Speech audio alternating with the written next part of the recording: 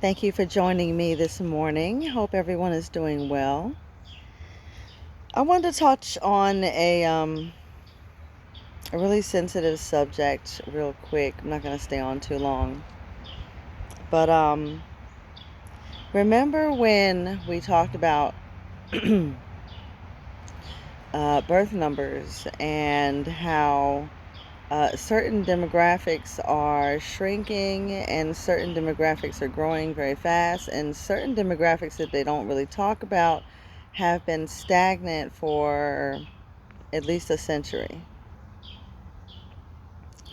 Well, the one that's been stagnant for at least a century is the one at 12%.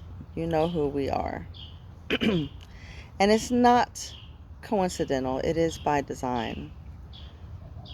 All of the local governments in the within the United States have an unspoken or quietly written down in the back of a file cabinet somewhere word that they have to maintain the black population at no more than 12%.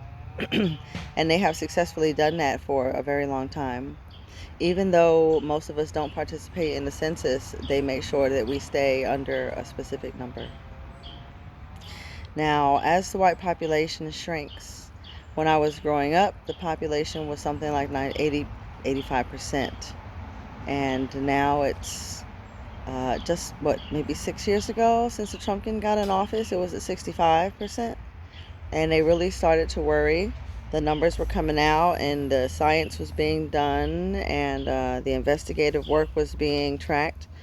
And it's something that I had already noticed by looking at things. I watched the financials, and the financials pretty much tell you everything you need to know about the nature of the beast here in this country.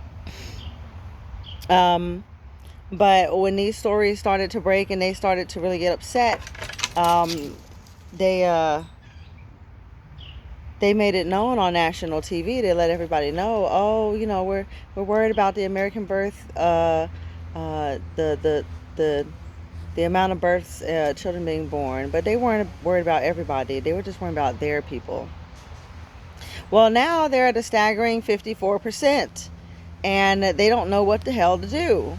And that's if you don't count the the Hispanics that decided they want to be white because they love the white man so much, and uh, even though they've done so many horrible things to their people.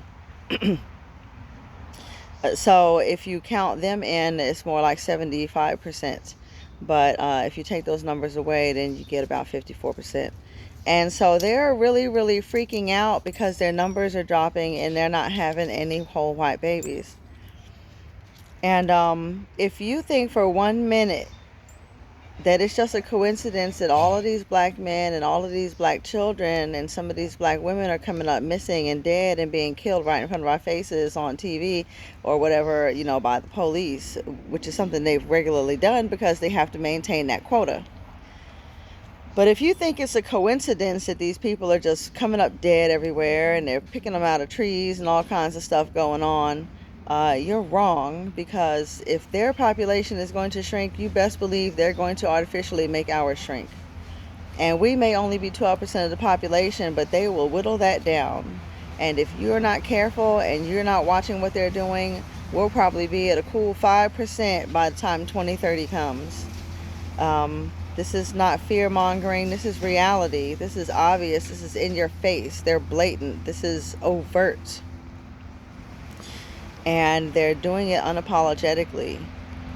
And if black Americans are only 12% of the population, that means that the men in our population are somewhere maybe around 5%.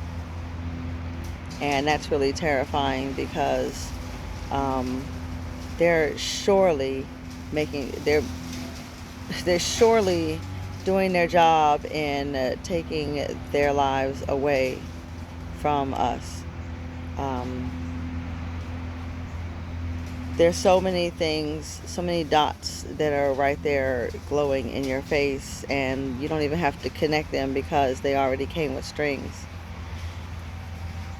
So no, the police killings aren't going to lessen up, they're going to get worse.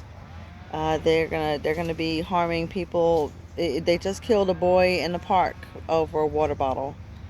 Again, with these water bottles, it's ridiculous. Um, and like another a gentleman that I follow on Instagram said, it's not that I'm desensitized or don't care. I care very much. It hurts every time, and it's a slap in the face to our intelligence. But I'm tired of crying. Yeah, like he said, I'm tired of crying. And I don't know what the next step is going to be because people don't want to get on board with anything. I mean, I can't even get my own family to agree on something small and minimal. um, when I became an entrepreneur, there was no support for me. There's still no support for me. The support that I get comes from my clients, um, and that's sad. Uh, but not. This is not to take away from the subject. The subject is when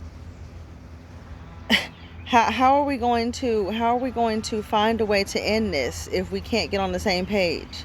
How are we going to fight back and stop these people and put them back in their place, and stop them from running roughshod all over us if we don't have an organized plan to create a solution to stop these monsters from taking our lives and treating us the way that they do on a constant basis? I'm just sick of it. So yeah, I'm not going to stay on here too much longer. I just wanted to bring that to your attention and just ask a question. When is enough enough, and what are we going to do about it? I'm still trying to answer that question because I think there's a lot of people who have a solution to this issue, but they don't have enough support to follow through. And I think it's time for those of us that are willing to follow through to come together and get with like minds and solve the problems of our everyday issues. Talk to you all later. Have a great day. Bye.